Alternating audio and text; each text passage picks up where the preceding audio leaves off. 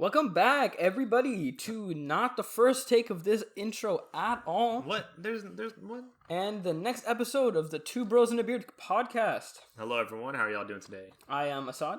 My name's Ibrahim. And I hope everybody's having a good day. I hope everybody enjoyed our last episode. Today, we thought we would lay back a little bit more and then have a little bit more philosophical. I don't know how you would say, like, not necessarily like deep, but like it is like about everyday things. So this is technically our 10th episode. So happy 10. And We made it. We made it. First 10. Woot woot. We were thinking about it, or at least I was. We've gotten to the 10th episode. The first episode, we introduced ourselves. We kind of just talked a little bit about ourselves. And then we've gotten to this part, and I was like, we should take a little personality test for our 10th episode, you know? And so make it a thing when we get to like big numbers to do something special. So we kind of just decided to take a personality test. What is it called? Yeah, Myers Briggs personality test. Yeah, I think Assad told me I've taken it once before. I don't really take these quizzes, tests, I take them stuff all the time. But I was like, we should take it just for like the heck of it, and you know, see, let the people know who we are and who we actually, how we act, characteristics, personalities. I guess because it does personality, so we just kind of take one again, and for the 10th one, and so here we are, you know. But and I think it'll be interesting because along the way, like answering the questions, there will be a lot of discussion about, like, you know, why we act a certain way, why would we choose that over another object or option, or, you know, things like that. So, but real quick before we get into the meat and potatoes, for a bathroom review, I don't have one. This one's all Assad. What you got? I recently went to BJ's with my friends. I went to their bathroom. Not really much to say in this regard. It's clean. It's cleaner than I thought. Smells nice. Good sink. Good towel dispenser. Thomas could perfectly stand over the stall and it did not cover. He sees over all the stalls, yes. So it's kind of like interesting when you see Thomas not being able to, you know, stand above a stall. Mm-hmm. So it's interesting. I don't know. This was like, you know, establishments tend to have like a certain quality level, like, and then it translates to the bathroom. So this was very cookie cutter. I would say, like, you know, 6. Interesting. I didn't go to it, so I didn't use the bathroom there. Yeah, I don't use the bathroom as much as you do. Like a lot of these like bathroom reviews, all you boo. Well, it's like a thing in my family, mm-hmm. But also it's something like when I drink water, I will like immediately need to go to the bathroom. Interesting. So I do end up having to go to the bathroom more often, and then I end up seeing all this stuff. Yeah, I don't go to the bathroom outside that much. Sometimes I'll go just to like pee, but I've never actually used like number 2. I try not to. Now you got it, bro, for research purposes. Go take a number 2 in a public bathroom? Nah, bro, I'm good. Not a number 2, just go in there. I don't want pimples on my butt. I'm good. Okay. Well, yeah. So then bathroom review over. Great. Now let's head over to the test. So me and Ibrahim both have the test up, and I guess we're just gonna go through. Ibrahim, what's the first question? You regularly make new friends? Okay. Yeah, same thing. So we're on the same page. So this one, do you know how many questions are on this one? There's like 50, I think. 5 sections of 10, but it's pretty easy to get through them. Yeah. So this one we've done in high school, which I not exactly remember, but we've done in high school, and it just asks you like a question. Essentially, the first question is you regularly make new friends, and either one side says agree and the other says disagree. There's like 3 dots for how strongly you agree. Yeah. A middle, and then 3 dots for how strongly you disagree. Yeah. So there's like a spectrum. It's pretty like simple answer. Yes. I'll leave a link for it in the description if you guys want to take it yourselves and compare as well. I feel like most people have heard about this test. It's pretty popular. I don't really take these tests, but I've always been interested, but I've never actually gone around to do it. Like here we go quizzes. today. BuzzFeed quizzes used to be my thing in like high school. I hate BuzzFeed. I would just sit there and like listen to the teacher and be like, which Harry Potter house am I, or whatever. Okay, that one is really good. The one on like the Pottermore website or whatever, the one for the Patronus, the wand, the house, all that stuff. Oh, I loved those when I was a kid because it made you feel like you were there. Yeah. So the first question we both have is: you regularly make new friends? Agree or disagree? So how often is regularly? What would that constitute? I would say like every time you enter a new thing. Oh, not really that much, no. Not like every week, like you pick up friends like that, but like every time you start a new thing, a new semester of college, a new class, a new job, places where you meet people, you're a stranger, and then you have to get acquainted with people if you make friends in those groups. I would, in like school and classes, maybe, yeah, but like I don't really do it that often, especially since like the whole pandemic. I don't really do it that much anymore. I think in school we definitely did, mostly because of the environment. Yeah. But I think even outside of school, I genuinely tend to make a lot of friends. I think you make more friends than I do. So this is like a scale. There's like three, which is the most, 2, 1, 0, which is the middle, 1, 2, and then 3 again on disagree. So I think I'm gonna go with like a 2 on the agree. I'd go like a 1 agree. Like, what's the usually they go likely agree, like kind of agree, and then most agree. So it's like kind of agree, middle outwards. Yeah, generally agree, strongly agree. Yeah, so I would not strongly agree. I would be kind of towards the first level of agree. Okay, I'm like level 2. Okay, next question is: you spend a lot of free time exploring various random topics that pique your interest. Pique? Is that pique? Yeah. Is that really how you peak? Yeah, it's just normal peak. P-E. It is kind of just like the way you use peak, a feeling of irritation or resentment from a slight. What? Nope. Peak. The way they spell peak is Pique. I thought it was peak as in like Pe. The definition is like irritate, but I think what it means more is like something that piques your interest, that scratches you. Like it gets your attention. Yeah. I think for me, it's very true. Mm-hmm. Like I love a lot of things, and that was part of the reason why choosing a college degree was so difficult. True. Because I want to do everything, and that's because I learn about everything and I want to see about everything. So I think, yeah, I get drawn to a lot of different stuff, and then I immediately make it my iPhone background if I like it that much. Yeah, no, pique my interest. There's a lot of things that pique my interest. Now, do I actually go do it? I don't know, but there's a lot of times where I'm just kind of sitting there. I'm like, I'm going to learn how to do sign language today. Interesting. So that's my thing now. I'm doing sign language, which is weird, but I don't really know anything anymore. I don't know a lot of stuff. I just signed hi. Yeah, no, the app I'm using throws like the randomest stuff at me. That's weird. Did you not like learn the letters like A, B, C? No, bro. I need to find a new app. Like my app that I'm using is the weirdest app because they just have you like tap a random and they'll be like, annoying. That's the word for annoying. And then like you go to the next word, Nicholas. This is kind of inefficient. It's very inefficient. It's just random words. You can do sign of the day, and it's like federal. Why is that the? Because it's someone tipping their hat. No, I mean like why is that the word of the day? Like that's kind of random. Yeah. So I need to find like a new app. But anyway, yeah, no, I'd probably do like a random middle of agree. Like I kind of generally agree. I do find. Yeah, I do like stuff. A level 2 as well. Yeah, level 2 agree. Seeing other people crying can easily make you feel like you want to cry too, even if you take completely disagree. Interesting. I don't cry that much. I could, it doesn't matter if you cry or not. Do you feel it? I could feel sad, but not feel like I want to cry. I'd be like, I'm so sorry for your loss, but I would not feel like I would want to cry because, I'd be like, oh, but not. Oh, I'm so sorry. I'm gonna cry with you and eat chocolate cake and mumbo jumbo bumbo. Mm-hmm. See, I feel like, especially when I see people in pain, I definitely want to cry. Whether I do or do not is kind of irrelevant, but I definitely feel the urge. So I would say level 2 for that one as well. I completely disagree. Yeah. You often make a backup plan for a backup plan. Nah, okay, dude. I don't. Sometimes I do this, especially when it comes to class, especially when it comes to school. Mm-hmm. Sometimes I just don't. Sometimes I just write it and see what happens. I most of the time write it out, but if it's like a big thing, like we have a presentation or like something big, I'll think of like one backup plan. I want to think of a backup plan for a backup plan.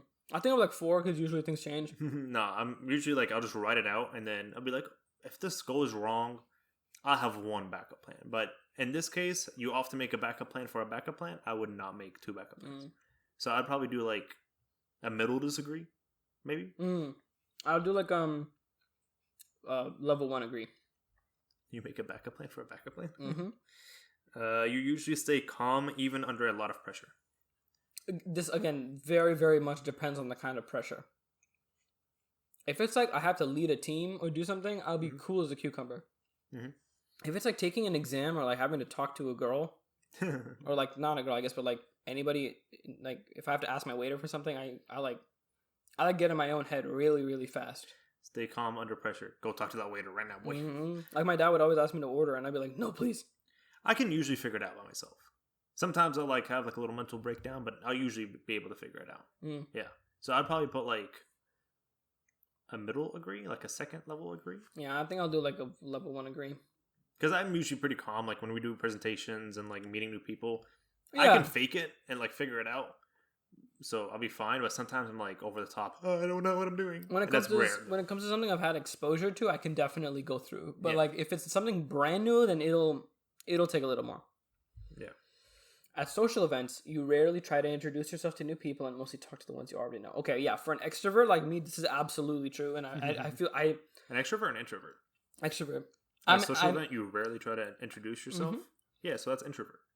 That's what I'm saying. For an extrovert like me, it's a very introverted thing that I do. Okay, and I think this is something that Thomas was talking about at the parties that have been going around for college, right? I just don't understand, like, just going up to random people who I don't know and just talking to them. But like, Thomas is so good at it, and he, like, makes acquaintances really easily, and I always envy that. Thomas is shy sometimes, but when he's drunk at a party, he'll be like, I'll go meet that girl right now. Mm-hmm. So I feel like when you're drunk and high separately is different. See, but I'm neither. Yeah, so in this sober case, do you agree or disagree? By the way, y'all can do this with us at the same time. Like, we're just having a discussion. Idea. We're just having a discussion. You can pause and be like, "No, Assad, you're incorrect. You should do this." I think that I like a level 2 agree.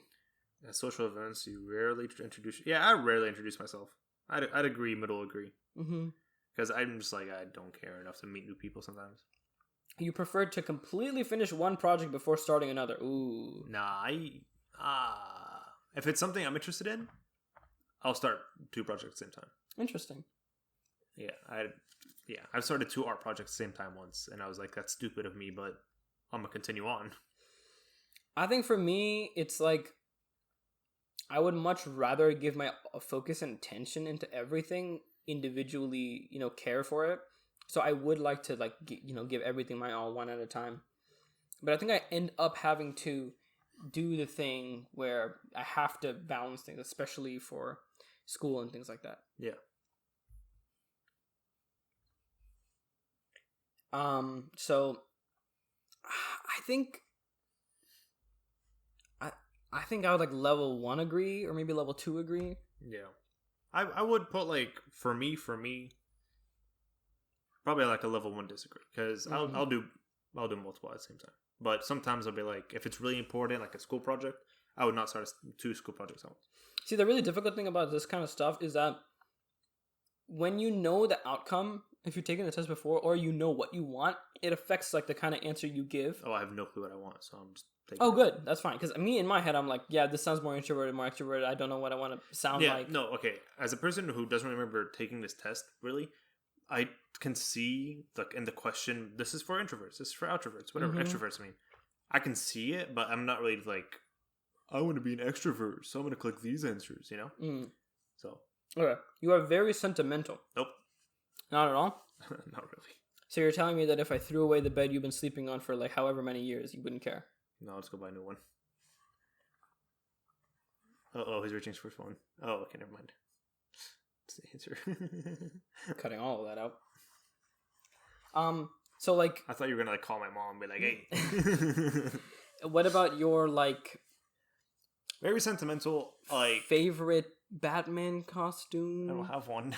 Your favorite glasses? I literally can go get another one. I have 2 glasses. Your ring? I have 3 other rings. So here's the thing. So you just have no sentimental attachment to anything? Sentimental attachment, for me, I've noticed this a lot. A lot of my sentimental attachment will die really quickly. Like if I get a ring, for example, like I started wearing rings recently. And if I got a ring, I'd be like attached to it. But at one point, that sentimental attachment will just fall off. And so that's why a lot of the things I have, I'm just like, it sucks if I lose it, but it's okay if I lose it. But why? I don't know. That's interesting. You read me every day, bro. You should tell me why. I do. I think for me, I take everything really sentimentally. So like that's true. Not really like socks, but like certain clothes, right? The memories that I had in them, my room, friends, all like streets. Streets? Yeah, like when me and my mom, we lived in that other house. Every time I drive by the street, I always think about it because I used to walk up and down that street, like kind of sad, Yeah. Or just, other moments, not just sadness, there's happy too. So like, I think about everything really sentimentally. So that's why it's really hard for me to throw away stuff because everything has like a meaning.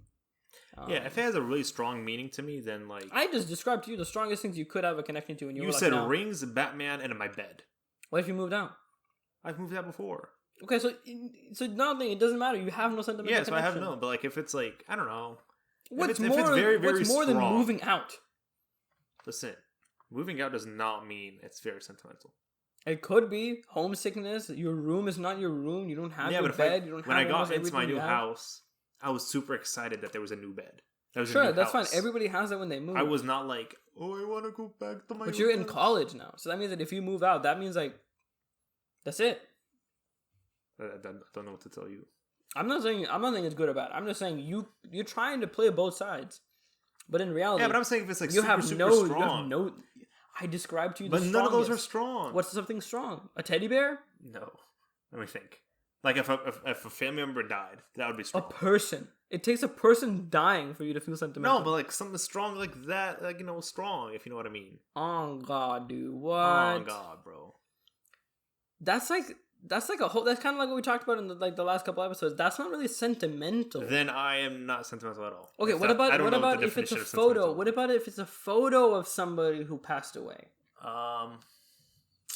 Sentimentality can't you when you're correct. Sentimentality can be directed towards a person, but then that just becomes longing, right? Or missing someone. So what does sentimental actually mean? It means that you're correct, but it's more focused towards inanimate things. Inanimate things? Mm-hmm. Are you sure? Mm-hmm. 100%? If you're talking about an experience, right, that's not something you can touch. It's a nostalgic thing that makes you sentimental. Look up the word in the dictionary real quick. Or just double click it. I should have done that. As sentimental. Sentimental definition. Of or prompted by feeling or of tenderness, sadness, or nostalgia. She felt a sentimental attachment to the place... Nope, we're not going to say that. To the place creep over her? What does that even mean? I don't even know. Oh, she felt the attachment to the place creep over her. Oh, you're dramatic. But see how even in the example, it's directed at something that's an object or not a living organism. Of a work of literature, music, or art dealing with the feelings of tenderness, sadness, or nostalgia, typically an exaggerated and self-indulgent way. Mm-hmm. So I guess no. So, strongly disagree for me. Wow, okay. Well, I strongly agree. Yeah, you have more feelings than I do. Okay, next one. That's interesting. You like to organize. You like to use organizing tools like schedules and lists. Dang, this is like the opposite of what? Like I don't, but I need to, so I make myself do it. Same, yeah. But I don't like it. I bought a calendar, and about like 4 weeks into the school year, I stopped using it. Mm-hmm. Yeah, I use my board more for drawing and like remembering stuff in long term. Yeah. Than like scheduling and keeping things like. Yeah. No, honestly, I need like schedules and lists, but I don't ever use them. So I would say like slightly disagree, like level 1 disagree. Yeah, level 1 disagree. Same. Because like I feel like it becomes a chore to make the list because then it's a task to make the list to add tasks to do other stuff. So then I'm like, what? This is yeah, no, I feel more obligated to meet a deadline to make a deadline. Yeah, I would be like, I need to put this in my calendar before I forget. Oh my god, and I start freaking out over that. Especially if you don't have access to that all the time. Nowadays we have phones, I guess, so like not really any excuse. I don't really use my phone as a tracker thing. Yeah, any sort of like that type of tool, just because I feel like I would not care as much if I use my phone. If I use like a calendar, I'd be like, this is a solid tool to use. My phone's like, eh. I agree. I do prefer writing it down if I have to versus having it be digital because it just means more when it's written somewhere and I can cross it off and I can see it go away. Yeah, I can feel it like crossing it out. Yeah. Okay, next one.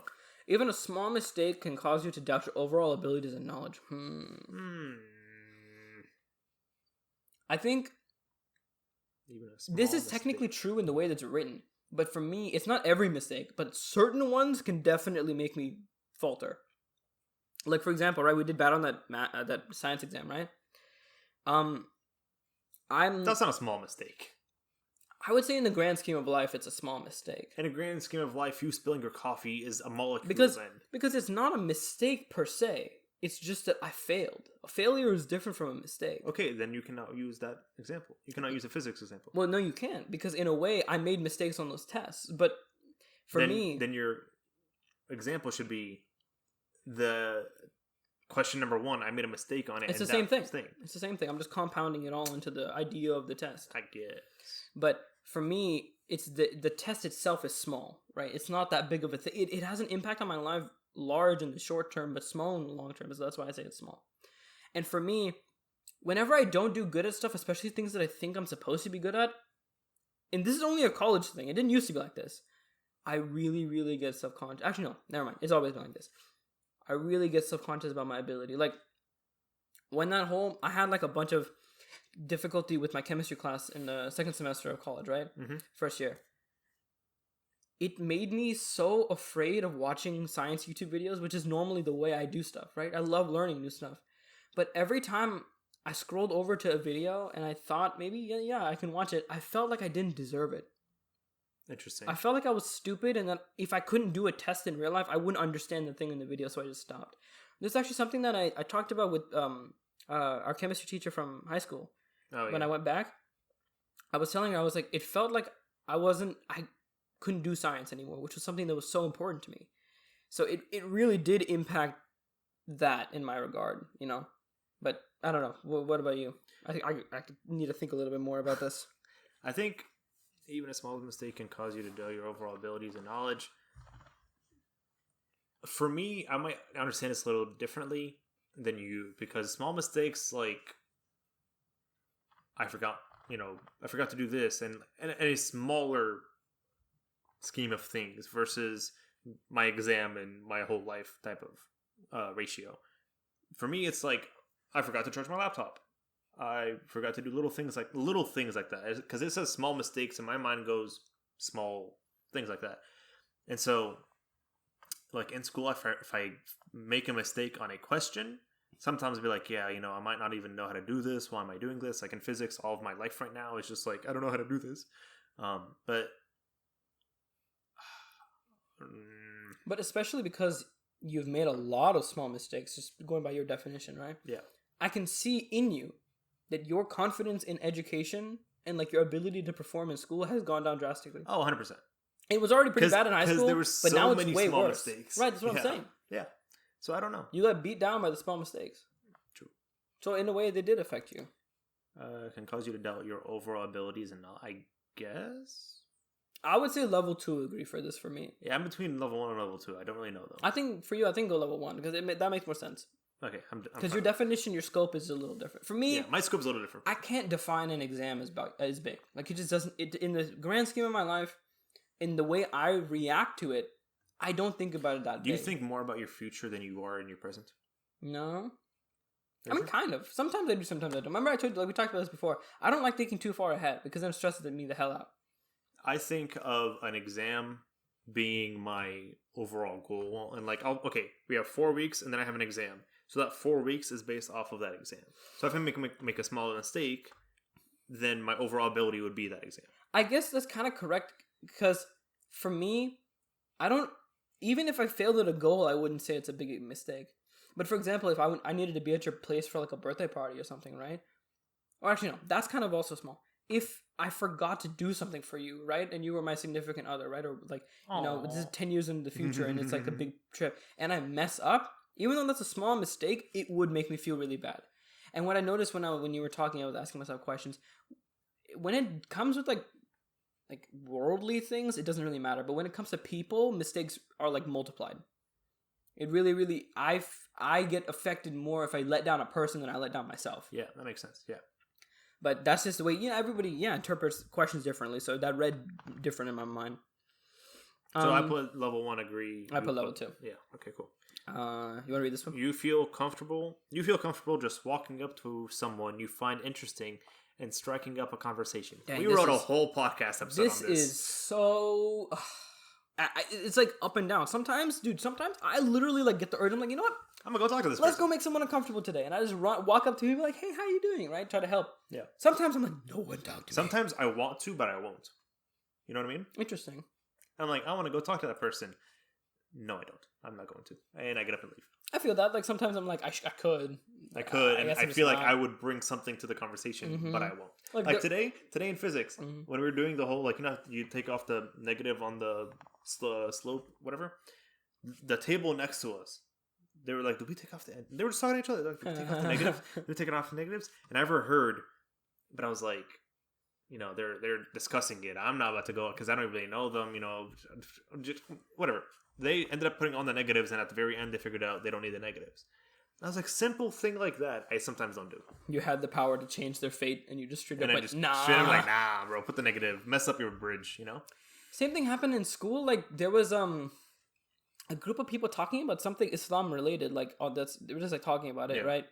And I was like, you know what? I could talk about it. Like, I could be part of this conversation. Yeah. And then I just went, nah, and just walked straight past them. But it's like, sometimes I want to. That's my issue. Like, I do it, but I just don't. Yeah. So you feel comfortable just walking up to someone and interesting and striking up a conversation? I would strongly agree, because it's not saying how often do you do it. Yeah, it's just saying like you would do it. It's just saying when you do it, do you feel comfortable? Oh, and when I do it, especially because of how extroverted me and you are in handling public situations, whether we're faking or not, we're really good at like navigating it and controlling it, right? So I would say like level 2 or level 3 agree for me. I would put level 2 for me, just because sometimes like I'll overthink it or something. You are not too interested in discussing various interpretations and analyses of creative works. You know, that's funny, because I did that last night. What'd you do? All of us were on Discord and watched Dune. Oh, yeah, I remember that. Yeah. And everybody had an opinion, so we were all discussing it. And then we talked about Spider-Man movies and Pirates of the Caribbean and then all this other stuff. So essentially it's just asking, are you open-minded or not? Well, I don't necessarily think it's open-minded. I think discussing interpretations of creative works to people who are not creative or don't care about looking too hard into things, it's not necessarily that they're open-minded. It's that they don't care to ask questions about certain things. Are you open-minded? Are you able to be open-minded and have a discussion about X, Y, and Z? I think it's more like, do you look at small things and make them bigger, or do you see small things and say, you're small, I don't want to worry about you? Because I can do both. I do all the time. I always have these conversations. I always, I would strongly disagree. This is the one thing that we always do. No, you disagree because strongly you are disagree. Interested. Yeah. So the question was, you are not too interested, but we are, so disagree. Yeah. English. See, that's kind of, in the first couple podcasts, we agreed on almost everything. Yeah. But now I'm noticing that we're starting to disagree a little bit more. There's a couple things we're bouncing off. Yeah. Like even last time for the Halloween thing, I forgot. Which one? I forgot my specific moment. Anyway, whatever. We're starting to disagree, but it makes us different. We're fine. You are more inclined to follow your head than your heart. Oh, see, this is the thing. I'm a very emotional guy, but I will still use logic. Yeah, I'm like, when people argue with me, they ask me all the time. They're like, "You're so cold, bro. Like you're so callous. Like whenever you argue, you just straight up sound like a robot." And I'm like, "Bro, me and you used to have this thing, bro. You used to be the heart. I used to be the head." Well, we still are, because when you do all that work for me, then I'm like, all right, well, I guess I'll just be nice. We've been talking to like someone who just like got out of a breakup and like they're sad, and I saw it's like, it's okay. If your heart tells you, I'm like, nah, bro, just leave them. They're stupid. See, because you have an easier time playing the butthole. Yeah, like girls, guys, everyone in between, they don't get mad at you as much as they would get mad at me. But I tell them the real stuff, bro. Like when I'm pissed, I will give. Yeah, when you're pissed, I know to switch to be the heart. Yeah, because I will not like. I will just be like, quiet, listen, straight up, bro. You just stop being dumb. I will literally point out people's problems and put it right in front of their faces. And I know whenever you become head and I need to become heart, I just like sit back and I'm like, I'm not about to argue with this. See, in past, I would have said I'm more inclined to follow my head, right? And that was the only one. I think that's an introverted leaning answer, but I think.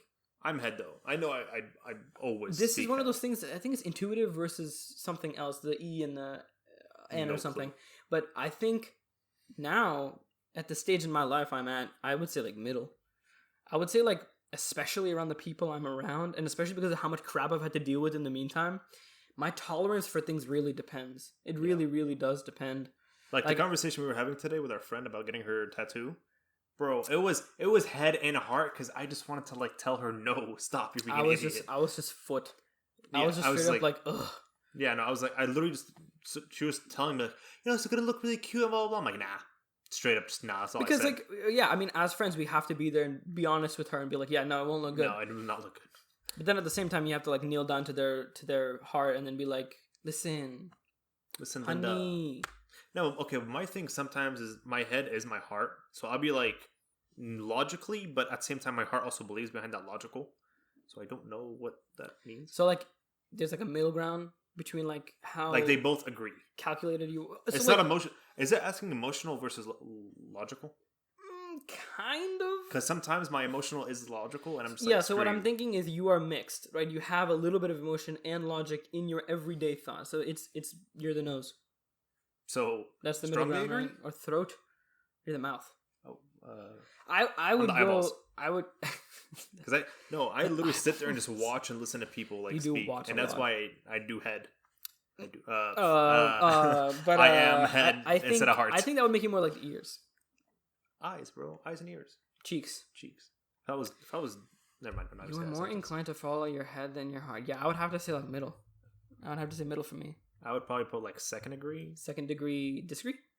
No, I'm more head than heart. Second degree agree? Second degree agree. Level 2 agree. Level 2 agree. Yeah, because I sometimes do have like heart. I feel like we need our own little explanation of parts. Whatever, it's fine. People figure it out. You usually prefer just doing what you feel like at any given moment instead of planning a particular daily routine. This one has been on my butt recently. This one's been biting me in the butt. Because sometimes I want a daily routine. It's like, okay, I gotta get up, go to class, go to workout, come back, blah, blah, blah, blah. But I don't do that. I usually just do, like, honestly, I just do whatever I feel at a particular time. Interesting. Like, especially when I have homework. Bro, I know I have these 4 quizzes I gotta take. I'll be watching YouTube instead. Because that's what makes me feel like at that moment, I just want to watch YouTube. Especially since college has started, I've had, like, to manage my own body way more. So, like, I have to, like, if I feel my head overheating, I do something to ice it down. Yeah. Right. And then I know when I need to start the revving the engine. Like I have to micromanage myself. So in that way, I have to like plan, like go do chill. Yeah. Go relax for a little bit, get your mind off of it. Don't think about it. Then I'm like, you have to sit down. You have to go through all this stuff. I would say I also just prefer doing what I feel. Like yesterday, right? Sunday, I had no work. So what I did was I told myself just sit down and chill. What I did was just anything I thought of in the moment. Yeah. So it's like a little bit of both. So I would say like second degree agree. I was about to say for myself second degree agree. Just because like I'd be wasting time. Like I just want to sit here, mentally. I just want to kind of just do this, But I'll tell myself, nah, bro. At 5 o'clock, you're getting up and doing homework. Yeah. And so second degree agree, second level agree. Second level agree. Second level. Interesting. Agree.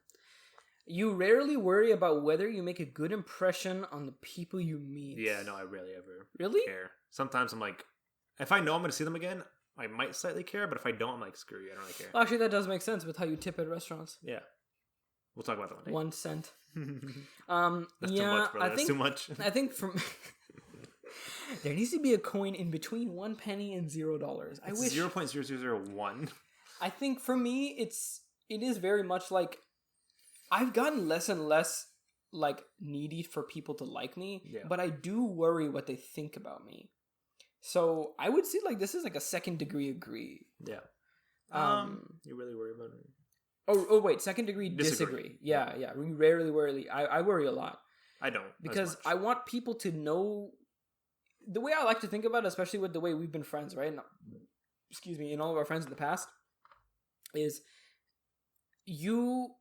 I want you to know the real me. Yeah. And what happened a lot, which is what I was sad about, when we talked about this a couple months ago, is that I felt like you guys got the wrong impression of me and you treated me a certain way because of that impression. Sure, yeah. So I was really working to be like, no, I'm not like this, I'm like that, which was hard because it's an uphill battle. People already know you like that.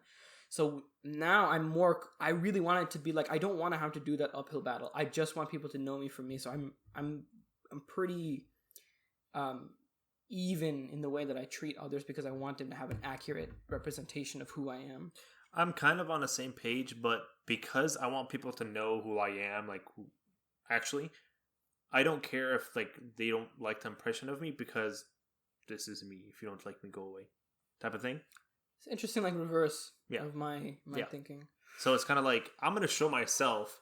I don't really care if I make a good impression because if you like me, you'll take it as a good impression. If you don't, screw it, I don't really care. But I just kind of show myself and be like, yeah, I'm this lazy person, but that's me. I ain't gonna change just to make you like me, and eventually you're gonna figure out that I am lazy and mumbo jumbo. So I guess I would do second degree disagree, and you go second degree agree. Yeah. You enjoy participating in group activities. Okay, this question literally is just: are you an extrovert or an introvert? Straight up. Yeah, I think there's certain things that I've liked to do alone, but on the whole, I do like doing things with people more. Especially learning. I like being in a classroom where people in a talk group and activity. Do you enjoy participating? Yeah. Okay, then yeah. Yeah. I love not having to do everything. Same. But I end up doing everything a lot. Yeah. We've struck a good balance in the lab where it's not like me doing everything, but I do a lot. Yeah. And with the podcast, I don't really feel like I'm doing too much because it's like a couple buttons I press and then it's posted. So like it's not actually that big of a deal. So I feel like in that way we are like doing a group activity and we're pretty even. Pretty much, yeah. So I would say like strongly agree. Level 3. Yeah. I would agree for myself. Are there situations where you're in a group activity and you don't want to help, or you don't want to work? If I'm having like an off day or the group mates are annoying, that's like those are the weird cases. But like, I would say like if the group mates are annoying, there's a certain type of annoying where then I get encouraged to just not, because I'm like when I'm playing Valorant and like everyone's just annoying and they're like throwing and like being toxic. When I play video games, especially when the team is slacking, I like that because then I get to do everything. So like if the team slacks, I start slacking. I'm like, bro, in Halo especially, it allowed me to just pick up kills like out the wazoo. But that only comes if I know like I learn how to lone wolf in a video game. Yeah. You like books and movies that make you come up with your own interpretation of the ending. We were talking about that last night too. Now I would say I strongly agree. Yeah. I do like concrete, definite like that's true. I was explanations, but I do like having room for interpretation, right? Room for debate and discussion, because at the end of the day, like more artsy things end up doing that, right? They end up delivering a thing that you have to decipher. Yeah. Which it's kind of like it gives you that feeling of what you just experienced and lets you sit with it for longer. You know, you can take it away with you. You know, I would agree because I like a solid ending and then they lived happily ever after, you know? But sometimes it's like, did they live happily ever after? Let me think about that a little quick. And I'm going to go talk to someone this and this. Yeah. I love those stories that it seems like everything is peachy, but you look at it like one more time and you're like, it's not actually that good. It just seems like it. Yeah. And there's more you got to think about at the end. I enjoy those. This is something that, like, if you remember our history teacher, he never finished Futurama because it's his favorite show. Yeah. And he never watched the last episode. I thought that was silly, but then when I got to that point where I had to finish shows that, like, were part of my life, I haven't. Like, I have not watched the last episode of Adventure Time. I've not watched the last episode of New Girl. Like, there's just certain things that I just haven't finished. And for me, there's this episode of Doctor Who, which I also haven't finished for different reasons, where the doctor is like reading a book, right? And he goes to, he like starts the book, he licks his finger, flips the first page, and then he goes to the end. He rips off the last page, and then he throws it away. Interesting. And everybody's like, "Why'd you do that, doctor?" And he's like, "I hate endings because they make me so sad." And he's like doesn't explain how he's feeling, but it was like such an emotional moment because he like goes through friends because he's so much older than everybody. He lives so much longer. He has to do more difficult things, so he loses everybody he loves a lot, right? Yeah. So he has the power of a time machine, but he never likes looking at the ends of things because if he does, it kind of like takes away from the fact that he has to make it to the end. Yep. Interesting. Yeah. So in the same way, when it comes to like endings, I love it when endings aren't necessarily an ending. That's something like I've talked about with people when you say like it's not goodbye, it's just I'll see you later. I love that feeling because it's always like well, like when Milo and I had to give my dog I used to have a dog, but things didn't work out. When I said goodbye to him, I didn't say goodbye. I just said, "Hey man, I'll see you later," and I walked out.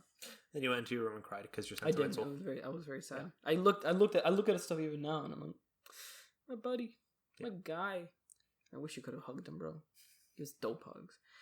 So yeah, I would say level 2 agree. Yeah, I was gonna say level 2 agree, but for the reason of I like concrete answers as well. Instead of your whole thing. Yeah, I kind of rolled you, but is there anything you want to talk about for that? I pretty much summed up mine. Your happiness comes more from helping others accomplish things than your own accomplishments. Oh my god, I talked about this with Michael last night, or like a couple nights ago. But you go first on this one. If you don't have sentimentality, then this one doesn't make sense. No, because the reason, like, sentimentality, that question is weird to me just because, like, there's some times where when I help people finish something, I'm like, yay! You know? How do you feel when, like, because you're the big relationship guy, right? You and I talk about a lot of people's problems with them. How does it feel when you talk to someone, they take your advice, and it actually works?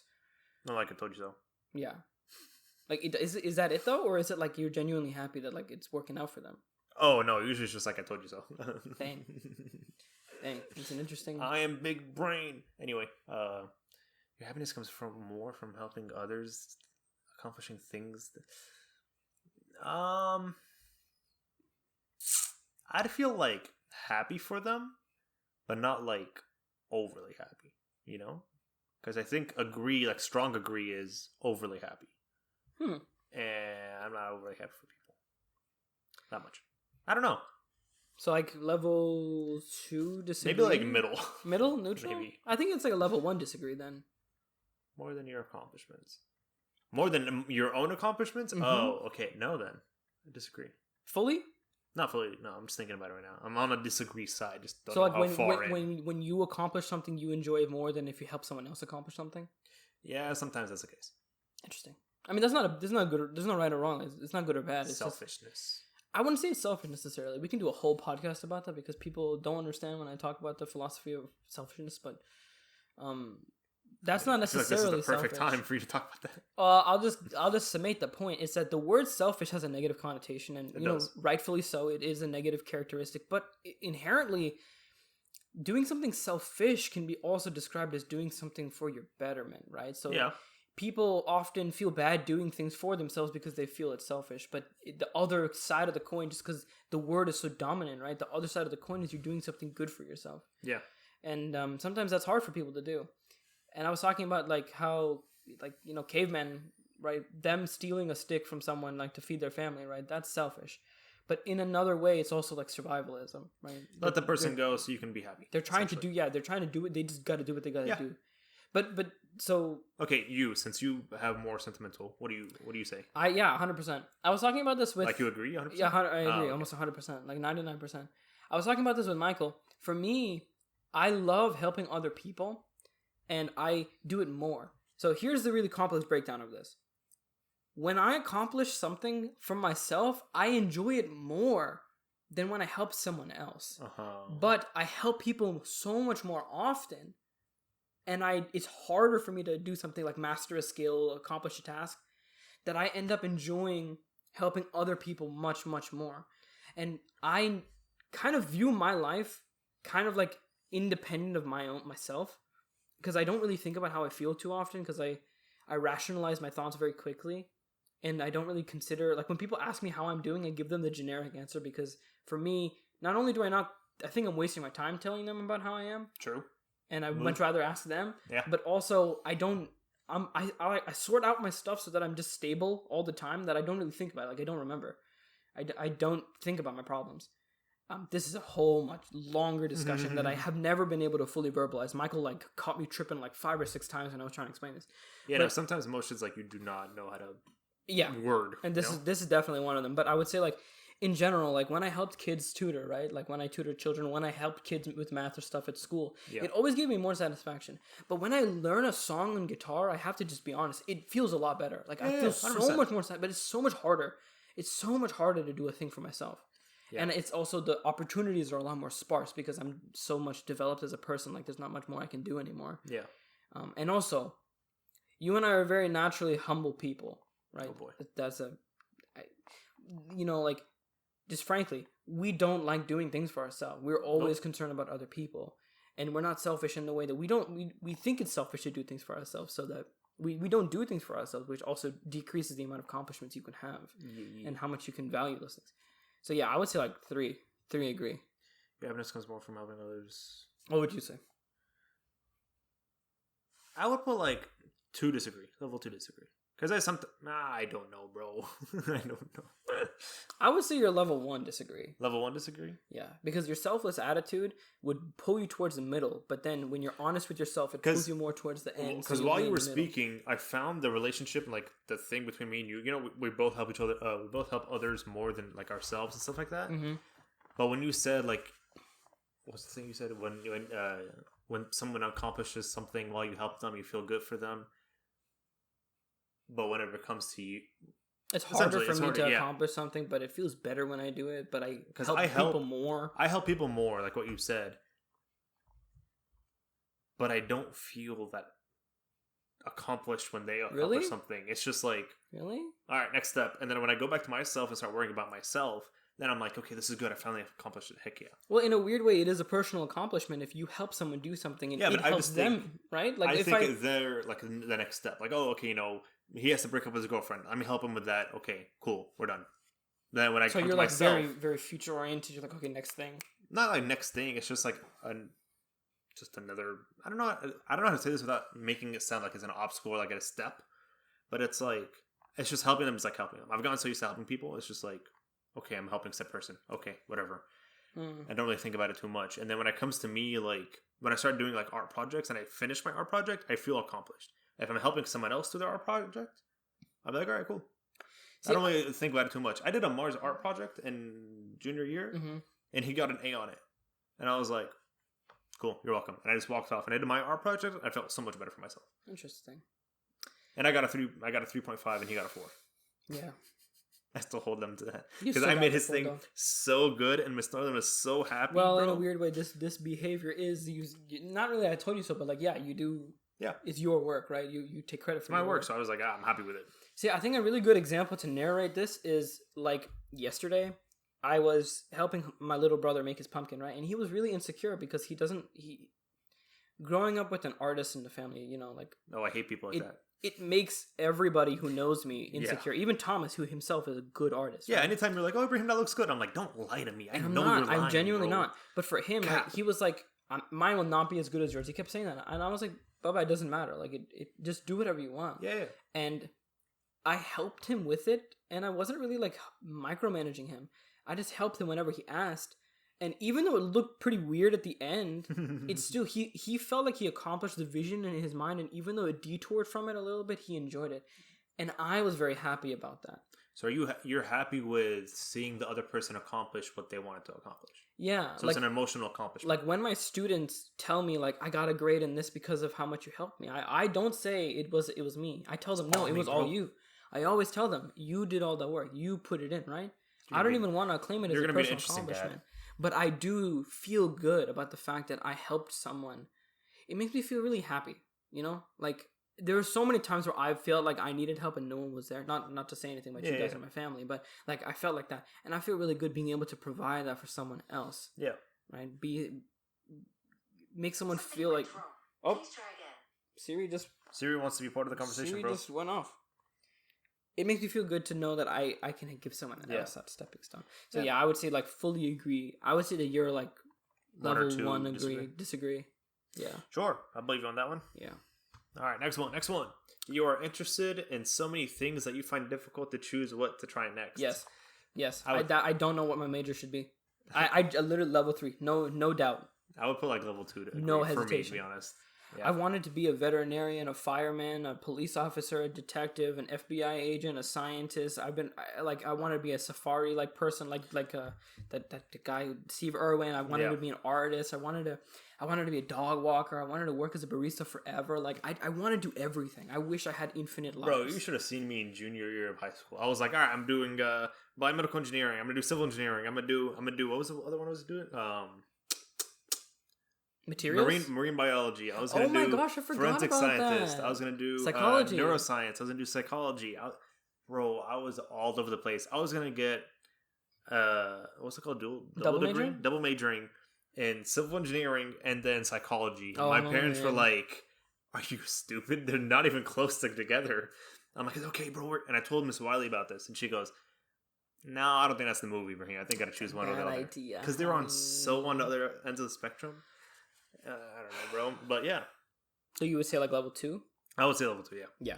Yeah, for sure. Yeah. I can't express how much, like, even right now. Right now, I would love to be an engineer, but I would also love to be podcasting full time. I'd love to do digital art. I was playing Tetris yesterday. I'm going to skateboard. Tetris. I want to skateboard. I want to learn how to skateboard. Same. I want to travel forever. You can't do all of these things. There's no way to do all of these things. No, drop out of school right now. I wish. I'd keep telling my parents that, but they're like, no.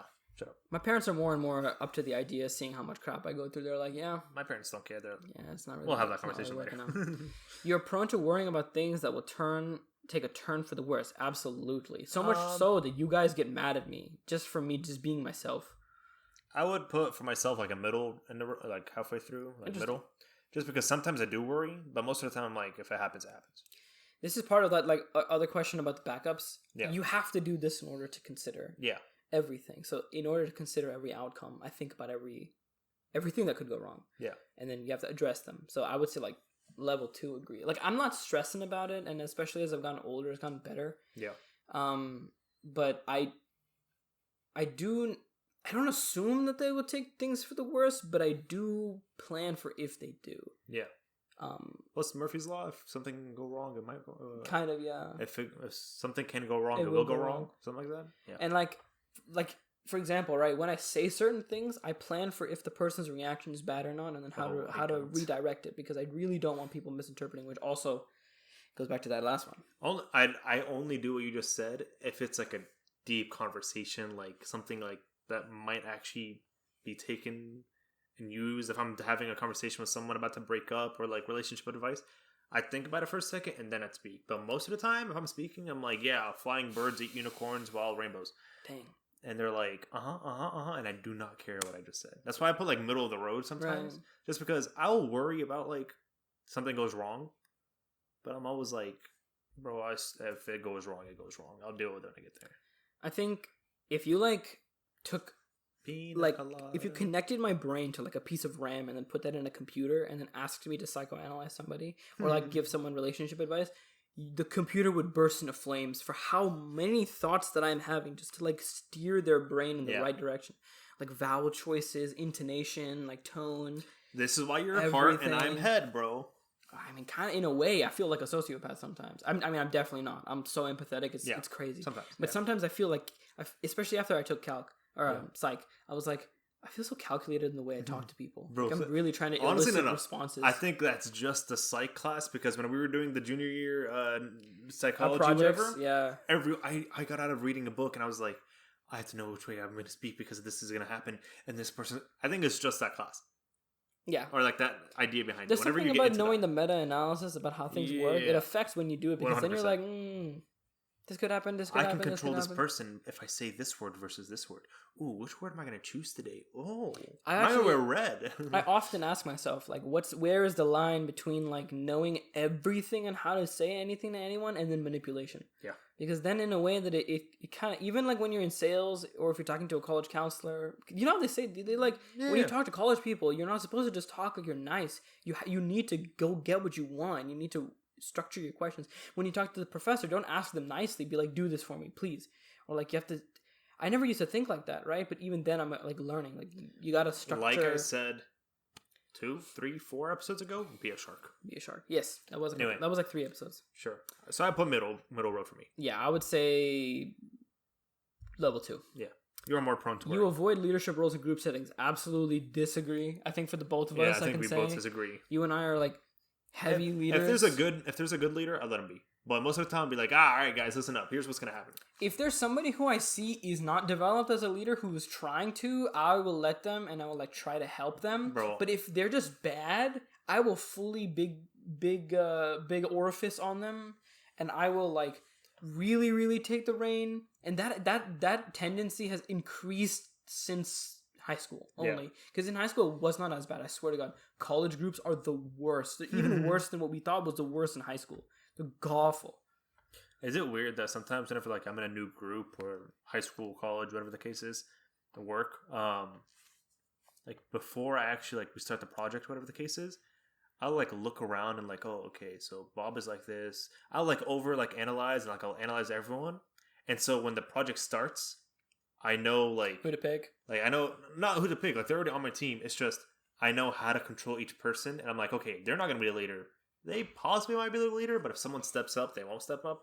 This person's not going to be a leader. This one's too lazy. All right, I know how to control this. And then I'll just jump in and be like, all right, guys, how y'all doing today? So, I know some of you aren't artistic, which is fine. So we'll do this, and that. And I'll just control because I just overanalyze and I understand people and I read people. No, I think that's like, especially because of school. And then I know if I should be a leader or not. Especially because of high school and everything. That's how you had to think. Especially if you were a dom, right? If you were a leader, you would need to do like all the pre-thinking. Yeah. I just sit there and I'm like, okay, this person's going to argue with me. This person's not. I know exactly how to argue with all these people. Here we go. And I'll just jump right in. And I've carried that since high school. And I don't know if it's good or bad, but I don't know. I'll do it. I think especially if we get into like corporate jobs or something in project management, that is like major. Yeah. Right? Like, especially if you're at a school, like, kind of like The Office, right? Michael knows if he gives a job to somebody, how they'll do it because he knows them as people. When we were in high school, we knew if you ask a certain person who's artsy to do science, they'll probably not like it. Yeah. So that's something that, again, it kind of straddles the line of manipulation. But it's also like, like that growth mindset. Okay. What was it? Proactive thinking. It's proactive thinking. Let's just leave it at that. Sure. You definitely are. You are definitely not an artistic type of person. I think you're more artistic. I absolutely disagree. I would put like second to disagree. Yeah, I would say for you third because you are also surprisingly artistic. Like, you might not seem it, especially in the way you talk, but you are very creative. You have very good ideas, and you always have very abstract thoughts, and you always think about things very, not liberally, but like very creatively, very intuitively, proactively. Bro, best thought I've had all week. If a butcher shop burns down, they should sell barbecue. No, they'd be selling charcoal. No, because if it burns down, it's just, really well cooked meat. I don't think it would be well cooked. It's not going to burn. Fires can get up to like 300 degrees Celsius. Perfect. Next question. Maybe I'm wrong about that. I don't know. We'll figure it out one day. How hot are fires on average? Hey, this is the best thing about having a computer at the desk. 1,100. Never mind. House fire. No clue. Anyway, next question. You think the world would be a better place if people relied more on rationality and less on their feelings? This is such a deep question that honestly we could have a whole level about like philosophy. Yeah. So it's just a question versus like heart over head. I mean, do you prefer people with heart or do you prefer people with head? If a whole society was only rational, you would have everybody working on logic, right? I'm going to avoid doomsday scenarios, like some people logically saying that a certain race or certain type of person should not exist, but you would also have like no heart. Like there wouldn't be any. People would rationalize religion or holidays, or you would stick to the book about religion and holidays. You'd stick to the book essentially. I don't think you'd stick to the book. I think people would say rationality would be you'd rationalize, do we need this or not? Yeah. And the most rational way of thinking about something that's intangible and unbenefitable, right? Like something you can't feel or see the results of, is you would not do it. So people would throw out really, really important things that people just, you don't immediately see the boon, right? So what do you think? And then in the reverse, if everybody acted on their feelings, you would have like chaos.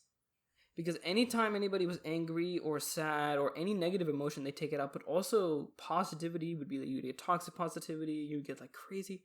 So there's not like, I think the question is not saying absolutes. It's just saying more on rationality and less on their feelings. Yeah.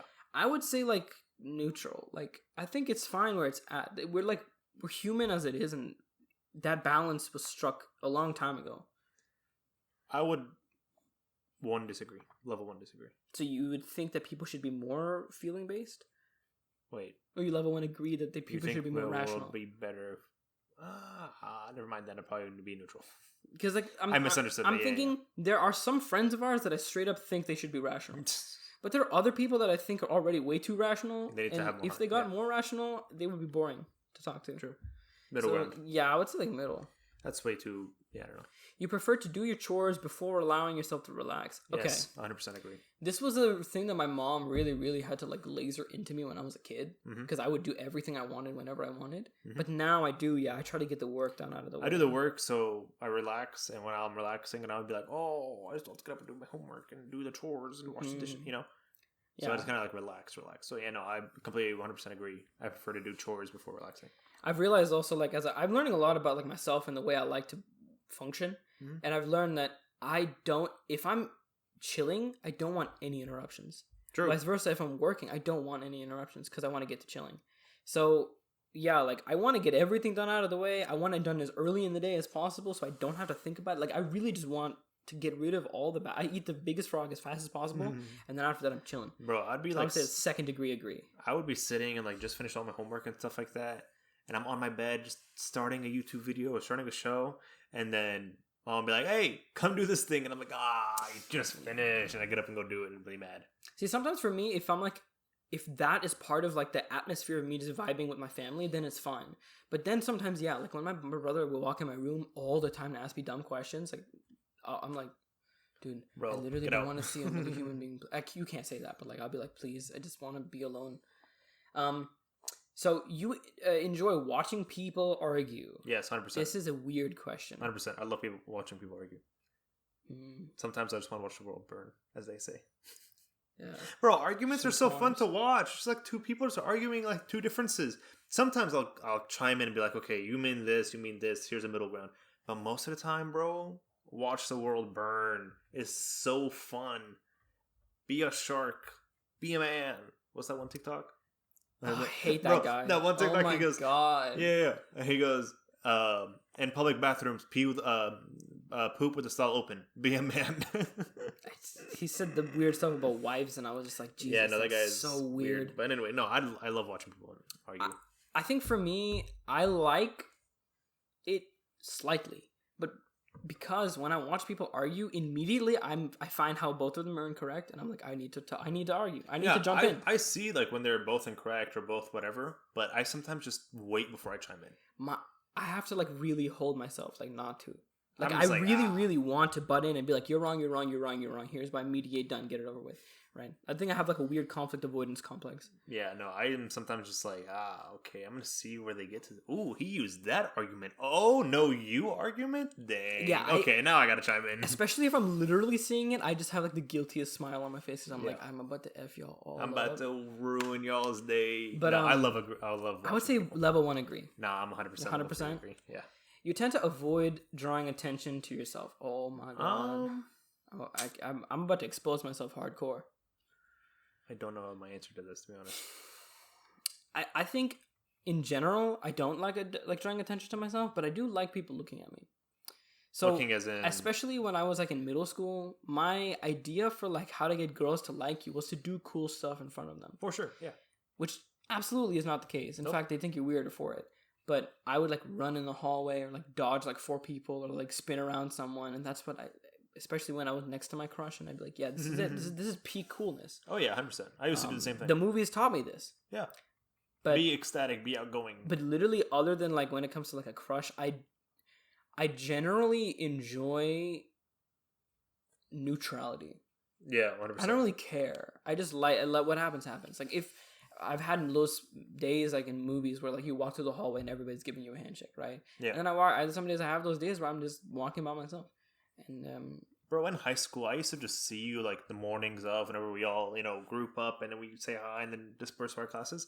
I would see you walk upstairs and be like, "Oh, hey, bro. Hey, how you doing? Hey, what's up, bro?" I'm like, Assad is one of those kids, huh? And I would sit there and judge you so hard. It's fun. Because I'm not like that. Some days I'll have that for sure. But sometimes I'm just like, leave me alone. I'm most of the time neutral. If someone walks up to me, I'll talk to them. If they don't, I ain't hurt.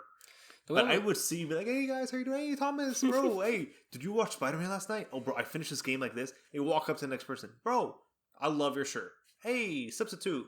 Nice necklace." And I'm like, Azad, okay, whatever. The way my extroversion works, I've noticed, is that I'm very introverted unless people are around me. Then I'm very extroverted. So it is the presence of people that makes me extroverted. I would agree with and myself. The lack that makes me introverted. So like when I see people, especially, I get very happy when people come to me. Right? Mm-hmm. I feel like I have to go to everybody so much. So I feel like people, when they come to me, I feel valued. So when that happens, my extroversion is out the wazoo. Yeah. So I would say like. Level 1 agree? I would put neutral. Neutral? For myself. Your mood can change very quickly. I would say level 1 agree for myself. I would say like level 3 agree, but my explanation is weird. It's like my mood changes so quickly, but I always rationalize it so fast that I'm back to normal. Oh, that's weird. So it's like I can feel a lot of different emotions and you won't see it, but then I'll immediately like ice myself back to 0 and then I'll just be fine. Does it mean that my mood is changing or that it can change and then it just doesn't? I don't know. That's interesting. I never heard that before. It's like you can say something that makes me angry, right? And I might get angry, but then I'll immediately like not be like Thomas. Whenever he BMs, I'm like, bro, why are you saying that? You start to pop off sometimes. I'm like, I don't want to be here. I joined a Discord call and you're arguing, and I'm like, okay. When I'm arguing, that's different. But I still never get mad. Like when I'm arguing, you sound like you're mad. You sound like you're mad. Like you're about to if he was in your face, you'd slap him. But it's over a call, so you can't slap him. You have to argue back more. Sometimes you gotta do what you gotta do. Nah, and I've talked to you about this before, but part of that is people like speaking over other people. And I could... Listen, if we were in a genuine conversation, I wouldn't talk any louder than this. I wouldn't talk any faster than this. Remember the conversation we had I would at actually... BJ's? Yeah. The stubborn conversation? Yeah. You were, like, tilted. Okay, because I hate it when people put words in my mouth. Sure, but I was just saying you're more stubborn. And I hate it when people can't acknowledge their own problems. No, I told you, I know I'm stubborn. No, you didn't. No. Even, bro, Amar will say this. Now you're lying. Now you don't remember how the conversation. Answer your damn question. Answer your question. I had to convince Amar to be like, we're all like this. You would not, you and Thomas both would not admit it. Then when Amar said it, Thomas admitted it, and you were still just quiet about it. No, me and Thomas both said that we're both stubborn, but you're just more stubborn of all three of us.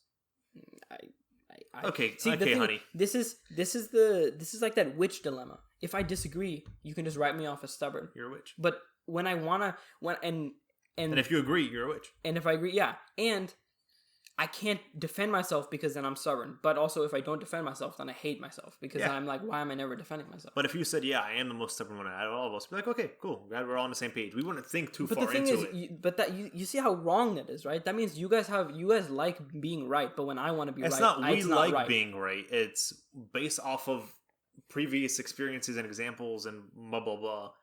We know we as a group have understood that you are more stubborn than all of us. But then, when you actually look at it and you ask everybody honestly, they'll say that everybody is different in their own way, and we're all really stubborn. Next time we all meet up as a group, I'm gonna be like, because last time it was just us three, right? Mm-hmm. Next time, just throw it out to the whole group. We should make a survey. It's still biased, though. We should make a survey, and no one knows anything about, like, no one knows who submitted anything. We'll just put survey. That would be good, I guess. Yeah, like a blind test. Yeah. So yeah, I would say like my mood doesn't really change. I would say like level 1 agree. I thought you said level 3. I said it would be level 3, but that didn't really make any sense. Yeah, I was gonna put level 1 because my mood changes a lot, but I can usually get out of it. You lose patience with people who are not as efficient as you. Hell yeah, 100% agree. Second agree. Second agree. I mean, because recently we've talked about this. 100%. Yeah, like I lose patience pretty quick. More than previous years when like someone's being dumb and they're not fixing their own problems or something. I'm like, hey, what are you doing, bro? Yeah, so like pick up the slack. But at the same time, especially when it's some like people, I guess if you're a repeat offender, you make me angrier faster. Repeat offender, right? But if you're like a single offender, then it's not that bad. So I would say like middle agree. Yeah. You often end up doing things at the last possible moment. 100%. Dude, when it comes to homework, sure. When it comes to me doing what I like, immediately. True. It's the exact 100%. opposite. I heard a TED Talk or something a long time ago. Essentially, it's you are more willing to procrastinate on something you do not want to do. Mm-hmm. And it's 100% true. Mm-hmm. If I want to do an art project, which I really want to do, I'll do it. Oh, yeah. 100%. I'll kick homework to the side. But if it's something you dread doing, you will push it to the last possible moment. Yeah. So this is why level 1 agree. You often do I'm honestly still going to put middle, second tier agree because most of my life is homework at this point. So that's so sad. You have always been fascinated by the question of what if anything happens after death. Yeah. I have come to the content point that I don't need an answer, but I'm always comfortable asking it over and over again. Like I don't hit my head against the wall not knowing why. I just like knowing. Yeah. I like asking. Yeah. I've understood not understood. I've come to agreement, content, where if I figure it out, I'll figure it out. If I don't, oh well. You know what I do think about a lot? I think about both scenarios. One, if I'm right, how I would feel, but then also if I'm wrong, how I'd feel. Yeah. So like if I believe that there's a heaven, and then I die, and then I wake up or rather, if I don't, because maybe there isn't a void, but if right the second before I die, I realize there's nothing, how would I feel? And then vice versa. Or if it's something else completely.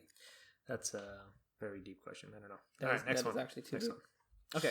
Do you usually prefer to be around others rather than your own? That's just an extrovert introvert question. I usually prefer to be around others. I would say like neutral. It's more like whatever happens, Like if I'm around people, I'll be extroverted. If I'm not, I'm totally fine being introverted. I would put for myself level 1 agree just because I think being around more people.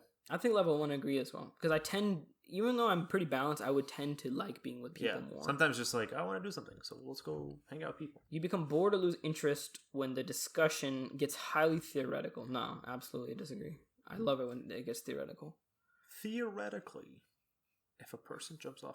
No, honestly, theoreticals are really fun because you can make up like BS for it. Yep. In fact, we will do a podcast about that someday. Uh-oh. Different hypotheticals. True. But like the thing is, this whole discussion is a theoretical, right?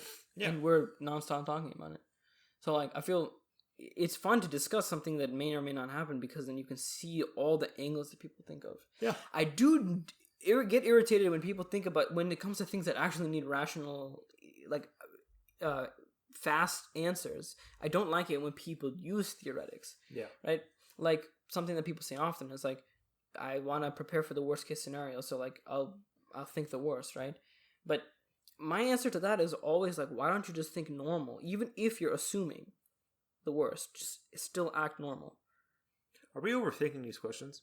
I feel like it's best to overthink than underthink, which might actually be another question. Oh, okay. Well, what's your answer for this one? I level 2 disagree. Yeah, level 2 disagree. You find it easy to empathize with a person whose experiences are very different from yours. Yeah, I'd agree. Yeah, this is actually a really difficult skill for a lot of people. Yeah. In psych class, we learn, like, not just sociopathy, but just in general, like... Spotlight syndrome. There are some people who can only empathize if it's the exact same thing. Yeah. Right? And only sympathize if it's the exact same thing. But for me, I guess, and you, I guess, we're very easy to empathize with anybody from any background. So... yeah, level 3, agree on that. You usually postpone finalizing decisions for as long as possible. Unfortunately, this is a sad tendency of mine, and I have to level 2 agree with that. I do end up not wanting to make decisions until the last minute. Because I always think about it, and I want to think about every angle until I can't anymore. I'm trying to think how connected this is to the procrastination question. Just because sometimes I'm like, no, we're getting canes, so let's go. And then sometimes I'm like, I'll do my homework later. I think that means that the spontaneity is pretty like natural. Man. Which I would agree. I'm also pretty spontaneous. You usually finalize this, which also kind of has to be like you finalize decisions at the last minute possible. I would put middle ground because I honestly have no clue. Mm-hmm. You rarely second guess the choices that you have made. Okay, yeah, I like second degree disagree, but I always think. I think about it even after I don't need to think about it anymore. Yeah. You rarely second guess the choices. No, I'll put level 1 agree for myself. So you kind of don't really think about it that much? I don't really think that much. That I'm like, it happened. That makes sense with all the other stuff. Cool. After a long, exhausting week, a lively social event is just what you need. No, disagree. No, I want some sleep. Like I'm down to hang out with people, but I'm also just like, I just want to be alone. So I'm going to put like level 2 disagree. As I've gotten older, I've wanted more and more alone time and less party time. So you enjoy going to art museums, absolutely. Yeah, heck yeah, bro. You often have a hard time understanding other people's feelings. Disagree fully. I argued with this with my brother. Disagree. Because my brother he's of the opinion, or he used to be, that you need to do the exact same thing as somebody to actually understand. And I said, to a degree, you're correct, but you can still try to get there. And then by talking to someone, you can fully understand how they feel. Yeah. So that's why I think you can empathize with I can understand people pretty easily. Just sometimes I just don't care enough to like understand them. You know what I mean? You like to have a to-do list for each day. No, that's literally just a question we just had a little while back. You rarely feel insecure. True. Yes. Really? I don't know. The other day, bro, you said something in physics the first 2 weeks, and I think about it way too much. What? You said, how are you so arrogant? Narcissistic. How are you so narcissistic but so insecure? And I sat there and I'm like, for that whole class, I have no clue what we learned that class, but Reagan heard it, and she looked at me kind of funny, and I was like, I actually don't know the answer to this. Interesting. So I don't know where I am right now. Where are you sitting with that? I don't know, because I feel like I'm not insecure most of the time, but there's always that one day in a blue moon where I'm like, Are you headstrong for the sake of others and for looking headstrong, or do you genuinely have that kind of confidence? That's the real question about that insecurity. I don't know. I think I feel like you're a big softie on the inside. Am I? So that's why I think you act tough on the face, which causes you to have that level of arrogance and narcissisticness. But you do think. Your brain's not just off. Yeah, true. That's why I don't know. Go neutral then. I would say level 1 disagree. Because I think about everything like way too hard. You rarely feel insecure? You avoid making phone calls. Dang, this is a good one. True. We now have a couple friends who would literally die before they picked up the phone. But we also have friends that pick up the phone, or they call more than the other one. I'm neutral. Yeah. Sometimes I want people to call, and sometimes I'm like, please just text me. Yeah, most people, if they call me, like literally last night I was in bed, I was texting someone, and they called me. I'm like, why? Okay, whatever. I'll answer. You often spend a lot of time trying to understand that views are very different from your own. Understand views that are different from your own. Let me find Sonder, I think. Definition. Huh? Okay, so this is the word Sonder, which means the realization that each random passerby in living a life is as vivid and as complex as your own. Can you look up Spotlight Syndrome? I don't know why that keeps coming into my head. Spotlight Syndrome. As my typing speed has increased, my errors have also increased. The phenomena which people tend to believe that people are always looking at them. Okay, so I'm thinking of the Sonder one rather than It's kind of narcissism in the way that they think that they're the center of the world. Yeah. But in a negative way because I think that it's bad that they're being looked at. Okay, so I'm thinking more of a Sonder than Spotlight. Okay, cool. Makes sense. But yeah, this sounds like Sonder to me. You spend time understanding that people's views are very different. Which, I mean, I don't necessarily think about it that often, but I know. Like, yeah, I wouldn't know. So that's why I put like level 1 agree. Level 1 agree. Yeah. Next question. In your social circle, you are often the one who contacts your friends and initiates activities. Ibrahim put level 3. Bro, I put level 3. I'm always the one planning things, bro. Y'all are some fake fans, bro. Flakes. I've tried so hard, but I just can't. I don't know why people listen to me. Like Thomas the other day wanted to go get Pazookies, and he goes, "Hey, can you go text them? Because I know they'll listen to you and they'll listen to me." And I hate that. And I wish I could. Like I was going to tell him no, but I was like, "No, yeah." I asked her about haircut like 3 times before I got an actual answer, and then I had to ask you guys IRL, and I still didn't get an answer. Yeah, so it's so hard to get you guys to do things. It might be because like I'm always. I don't know, bro. I was about to say like I'm the alpha, but I'm also not the alpha in a group, so I don't know why y'all listen to me. Yeah, I put level 1. Agree. I put level 3 agree because I'm always the person who does those things. Yeah. If your plans are interrupted, your top priority is to get back on track as soon as possible. I think for others, like I really try to get them back onto the normal path as fast as possible, right? But for me, I kind of just go with the flow, I think. I put level 1 agree for myself. If your plans are interrupted, your top priority is to get back to normal. Because I want to get back on track, but I'm also like, okay, we're off track. I think level 1 is good. Yeah. You are still bothered by mistakes that you made a long my time same ago. answers, bro. Get your own answers, bro. Dude, I don't Stop know. it. You are still bothered by mistakes that you made a long time ago. Yes. Oh. I think about it often. I'm going to put level 1 agree. Because I sometimes hate myself, but other times I'm like, okay, whatever. So to what magnitude are you talking? Because like for me, I think about the fact that I missed like a namaz and a prayer on a very significant day 3 years ago. And I think about that all the time. Yeah, no, I'm thinking about, what was the one I thought about like last night? Like in bed. You know when you're in bed and you're like, why did I say that? Yeah. Yeah, I think of like those really weird ones. Like I can think of one in middle school, and I just think about that and I cringe at myself. Like, because and I was an avid, and we had to go up and introduce ourselves to each teacher every year, and every year actually, and get them to sign off that we did introduce ourselves.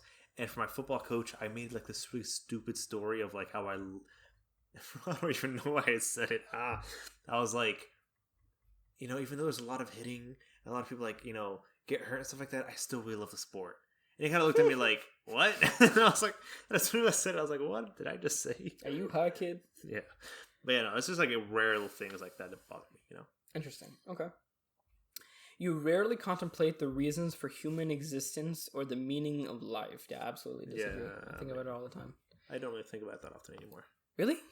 Yeah. So you like, agree? Life is stupid. You do rarely. I put level 1 agree. Yeah, I put level 2 disagree. Actually, I'll bump that down from a 3. Because yeah, I do think about it, but because I've asked myself so many times that I kind of think about it less. Yeah. Your emotions control you more than you control them. Okay. No, I feel like I've been more and more. I'm getting more and more like emotionless from previous pain of being vulnerable. I would put for myself. I'm putting like level 2 disagree, just because every now and then I might have like an emotional breakout, but most of the time I'm like, oh, well, I'm numb. Pretty neutral, pretty high and low. You take great care not to make people look bad, even when it's completely their fault. Yeah. Yeah, so level 2 to agree on that one. I want to stay neutral because sometimes I'm like, you deserve to be yelled at. Even for bad people, like I will honestly make that same choice like you did, but then at the precipice of at the like right before the decision can go through, I'll feel really bad and I'll be like, no, let me help you out. Yeah, I don't know. Your personal work style is closer to spontaneous bursts of energy rather than organized and consistent efforts. 100% agree. Yeah. At 3 a.m. it'll have me cleaning my room. Yeah. Yeah. Level 3 agree. When someone thinks highly of you, you wonder how long it will take for them to feel disappointed. 100% agree. Next. What? Yeah. But you say you don't think about what people think about you that Which often. is weird. That's why I'm confused about my life. That's so because weird. as soon as someone's like, oh, I'm so proud of you for doing that, I'm like, give them like 2 days. And for me, it's like I don't think about how long it'll take. I just make sure it never happens. Oh no, So I know. would say like level 2 disagree. I know sooner or later they'll be disappointed in me. That's so sad. Now, will I be sad about it? No, I just know they'll be it, which is weird. I don't know. Yeah, I don't know. That's a weird yet contradiction. Exactly. That's why I'm confused about myself, and that's why every single time you try to like read me or understand me, you're always like, "Huh?" I get a different thing to back each time. For 4 hours, you were like, "What the hell's wrong with you?" And I'm like, "I don't know either, bro. Yeah, you're talking to the wrong person." Yeah, you were very definitely like different every day, depending on how it goes. You would love a job that requires you to work alone most of the time. No. Yeah, I kind of like I love doing this more than YouTube because it's so much more fun when another person is there. Like YouTube is fun, but it's just not. I would level 1 disagree. Yeah, me too. Just because I sometimes do want to work alone, but I also want someone. You believe that pondering abstract philosophical questions is a waste of time. This is what I meant on the other question, where it's like theoretical versus theoretical. Yeah. Do you think that thinking about deep things is stupid? So like this is kind of what that is. I disagree. Yeah, I disagree. I love level 3 disagree. I love philosophy. You feel drawn to to places with busy, bustling atmospheres rather than quiet, intimate places. Oh, I can't growing up now I think it's like a level 1 disagree. I do like it when it's like quiet. I like a little 100%. bit of like that makes sense. a little bit of a hum. Yeah. You know at first glance how someone is feeling. Yep. Yeah, 100%. I can read people. We can read people really well. Too quick, dude. I read people over just phone calls. I'm like, they're mad at me. You often feel overwhelmed.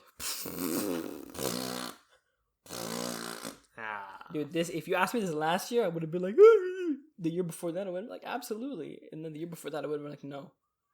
The past couple of years? No. This year, yes. Yeah, it's like trended up. Yeah. Like level 2 agree, man. Yeah, level 2 agree. Man. You complete things methodically without skipping over any steps. I'm going to level 2 disagree because I always skip steps. I level 1 agree. I hate skipping steps. I skip doing steps. Everything very correctly. Like y'all will always be like, "Don't worry about it, leave it out." And I'm like, "No." Yeah, literally today we were like, "Yeah, what about that episode?" We were like, "No, you can't leave it out." No, bro, you can switch the episodes. And you're like, "No, I can't." I guess you can. There's a right way to do it. You are very intrigued by things labeled as controversial. I want to put a middle ground because they always interest me, but I'm not very intrigued. I think level 1 disagree because now when things are controversial, I get annoyed. I hate drama. So like I don't like it when I'll zone in and zone out. Like that's why I like news. I like news because when they don't dramatize something and I just can learn about it, I get more interested in seeing like Britney is free, right? Versus someone being like, "Hey, did you know that Britney's free now?" No, like interesting. You would pass along a good opportunity if you thought someone else needed it more. Yeah, I'd agree.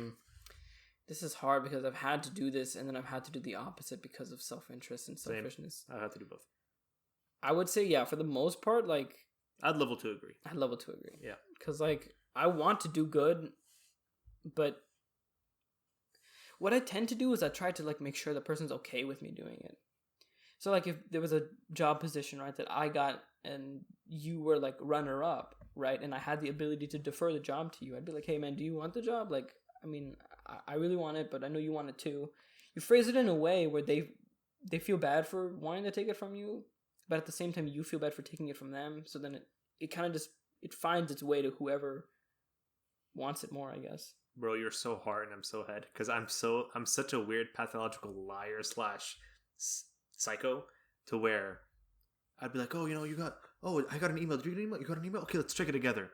You'd be like, "Oh, I didn't get it." I'd be like, "Oh, bro, I got it." And I would stop for a second to see how you would react, and based on how you would react, that's so effed up. I would like react differently. But I would see the email beforehand and be like, "I did get it. Now let's plan out the rest of my day." Okay, that's pretty scary. I would pass it along if,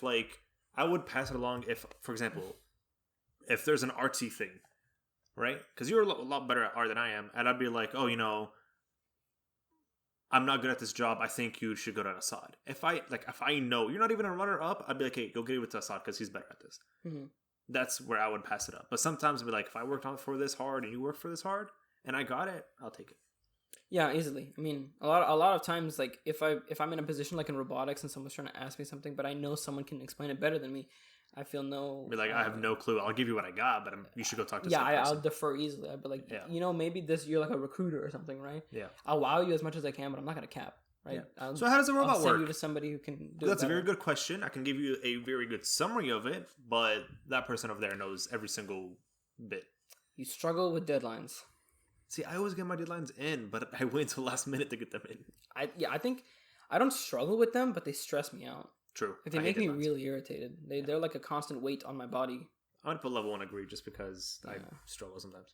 You feel confident that things will work out for you. Yeah, dude, it's bad. It's really bad. I should not, but I feel like things will work out, and that's why my major is what it is. And my honestly, no, same. I'm doing biomedical engineering, and I'm like, well, why did I do that? Level 2 agree. Level 2 agree. Gender. Your gender. Male. See results. I feel like we're going to be what the pretty heck? Close. Oh, okay. I don't know what that means. Oh my gosh. Okay, so Ibrahim, read out what you got. Your personality type is debater, or for you letter people, ENTP-A.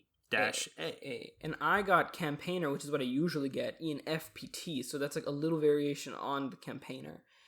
There's like another little elf guy who I get pretty often. That's when I was younger. Dude, you can look at my balance right now, 61-39 introvert extroverted. Okay, let's so accurate. Let's go down real quick. So they break it up into mind, energy, nature. 60-40. Me and you were like almost the same. We're 1% off on our introversion and extroversion. Okay, so mind, right? Mind, this trait determines how we interact with our environment. So it's either extroverted or introverted. So this is the E. This is the E in the thing. Yeah, E is extroverted, I is introverted. So we got E. So we got both got E. I got 60% extroverted, and Assad got 61% extroverted. So he's just 1% more than me, which I guess a little makes sense. Yeah.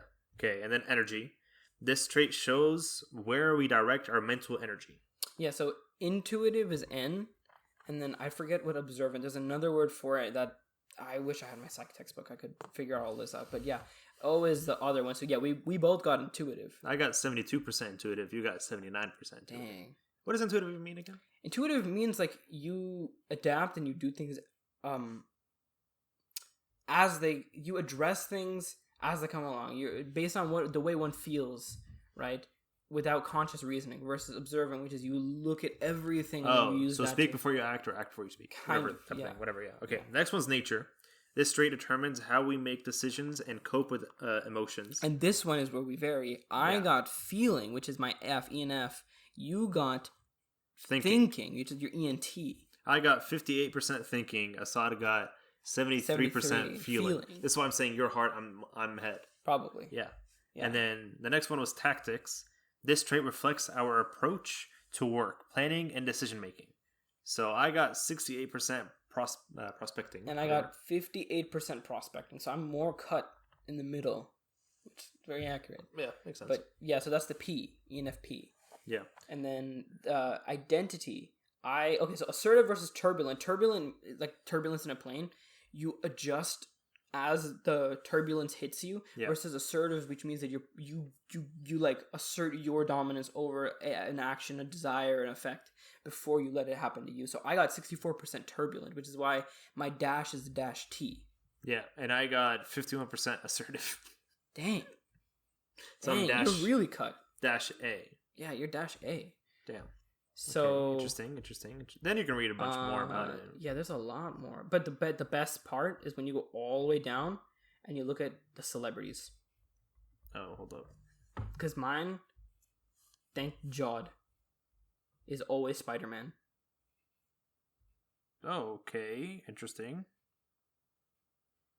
Yeah. So see this guy? This like elf dude? Yeah. That's the guy who I get all the time. But instead I got the guy with the curly hair. Bro, let me just tell you right now, I have some pretty good people. ENFPA versus T. What's the difference between assertive and turbulent ENFPA? I got some pretty interesting people. I got Mark Watney. I got Felicity Smoke from Arrow. I'm just cool like that. I don't know who that is. Oh, Dr. Emmett Brown from Back to the Future. Heck yeah. Jim Halpert from The Office. Mm-hmm. I'm just better in all the ways. I got the Joker from Batman. Bro, just wait. Mine's so stacked. Okay. Hold on. I got Irene Adler.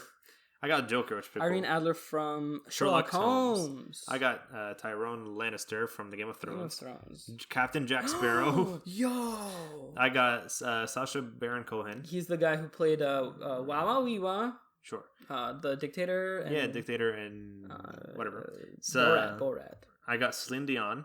I got Thomas Edison. I got Tom Hanks. Mark Twain. Sarah Silverman. I don't know who that is. And Adam Savage. Weird Al. Weird Al Yankovic. So I'm cool, bro. I got Robert Downey Jr. Uh-huh. Robin Williams, who played the genie. Yeah. Quentin Tarantino. R.M. Kim Namjoon. Don't know him. I think he's the dad of Kim on. Russell Brand. Don't know him. Kelly Clarkson. Sure. Will Smith. Meg Ryan. Ellen DeGeneres. Michael Scott. And Spider-Man. That's it. None of them matter. Well, keep going. Phil Dunphy.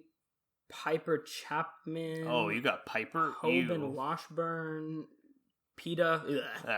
Jennifer Keller. Carrie Bradshaw. Willy Wonka. Dude, Willy Wonka, Spider-Man, and RDJ. I don't know what to say, bro. That's just amazing. And Michael Scott. Bro, I'm stacked, bro. I got Jim, Iron Man, and Celine Dion. Well, you also got Iron Man? Not Iron Man, Jack Sparrow, I mean. Jack Sparrow, yeah. Kind of and I got the Joker, bro. That's pretty sick, bro. You know how many times I've been called, like, the Joker? Like, people are like, oh, Ibrahim, I'm Batman. I don't know. That's kind of whack. It's weird how many times, like, I've been compared to Joker. I don't know if that's healthy or not. Save results. But, yeah. Interesting. I don't know. Send Here, but this is interesting. This email is already linked to a different site. Please enter the verification. Yeah, he's going to download his stuff, but I'm just going to keep looking at my... Well, because I want to show the last results and the change, right? Strength and weaknesses. You know, 1, 2...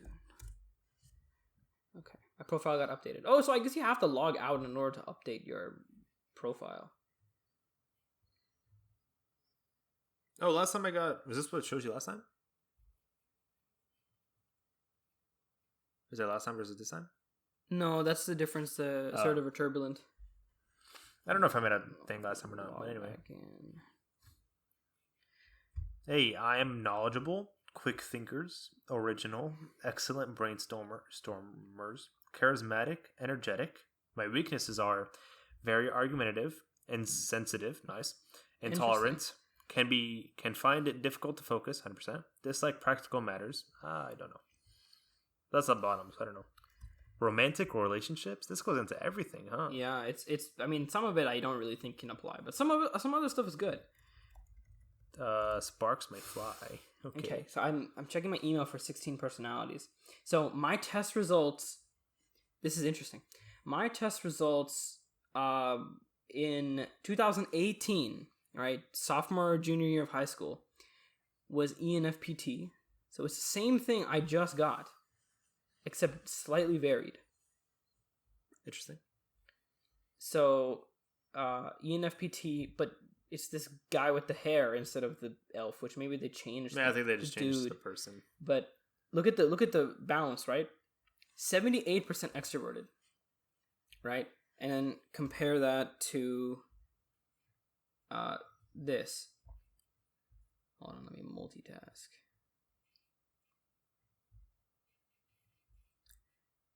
So 78% extroverted versus the 61 right now. 63% intuitive versus 79 now. 53% feeling versus 73% feeling. Damn, you gained in feeling. 67% prospecting versus 58 now. You lost prospecting. Okay. 61% turbulent versus 64. So I've stayed roughly the same. Yeah. So like, I don't know. So what's your biggest differences? My biggest difference is the extroversion and the introversion and the intuitiveness and the feelings.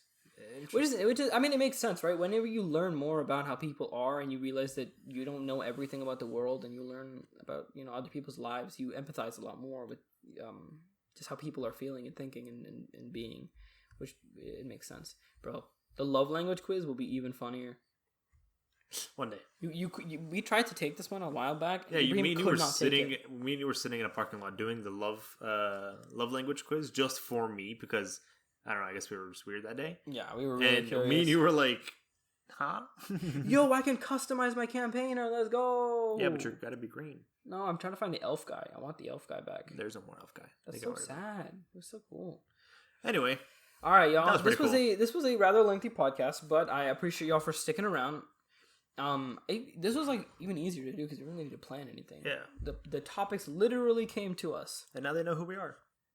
I hope that y'all followed along. If you want, drop your results in the comments or in the descriptions or wherever. Judge us. Judge us. I really want to see like people listen to it and be like, really? Assad's this? If y'all have like, got an E? certain like feelings about like what we talked about too, please like certain questions you really feel strongly about, let us know. Questioning us, questioning the world, questioning everything. Yeah. Makes sense. But anyway, I hope y'all enjoyed. I hope you get to know us a little better. Because that was very deep. Ibrahim, would you like to take it away? No, because you yelled at me last time. So no, you don't need to say bye. I feel like I close all the episodes, so I want to give you. I closed the last one. No, you didn't. No, I don't know. Well, no, you didn't. That's fine. We close together as one. All right, ready? 3, 2, 1. Bye. That's weird. That was pretty good.